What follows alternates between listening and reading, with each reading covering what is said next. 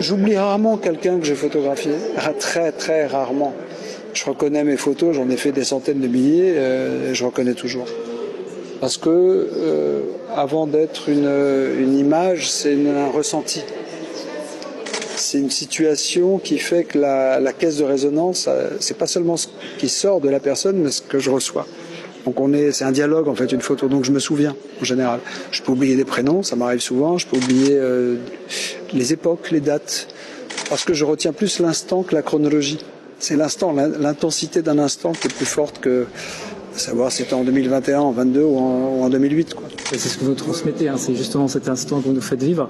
Et ma deuxième question, c'est donc par rapport à toutes les photos qu'on voit, c'est des voyages, c'est des rencontres. Enfin, je suis assez étonné des rencontres que vous faites, c'est incroyable. Ouais, dingue, hein. Mais c'est aussi une rencontre avec Samuel, puisque vous êtes allé aussi dans un EHPAD avec lui. Bien sûr. Est-ce que cette expérience aussi a changé votre regard, a changé quelque chose peut-être dans votre travail, dans votre approche? Oui, la mise en exergue et la mise en perspective d'un scientifique tel que Samuel Pavard m'a aidé. Et alors parfois a posteriori, parce que certaines photos je les avais déjà prises, mais elle m'a aidé à avoir une autre grille de lecture pour pas expliquer une photo. C'est dur d'expliquer une photo, j'explique aucune photo, sinon on paraphrase. Mais de dire ce qu'il n'y a pas dans le cadre, c'est ça qui est intéressant dans la photo. C'est le pourquoi d'une photo qui est plus intéressant que l'explication d'une photo.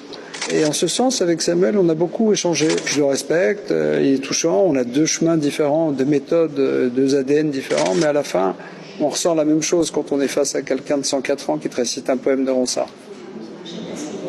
En tout cas, vous avez montré une nouvelle facette de vous. Ça me touche. Merci d'avoir pris le temps et d'être venu surtout.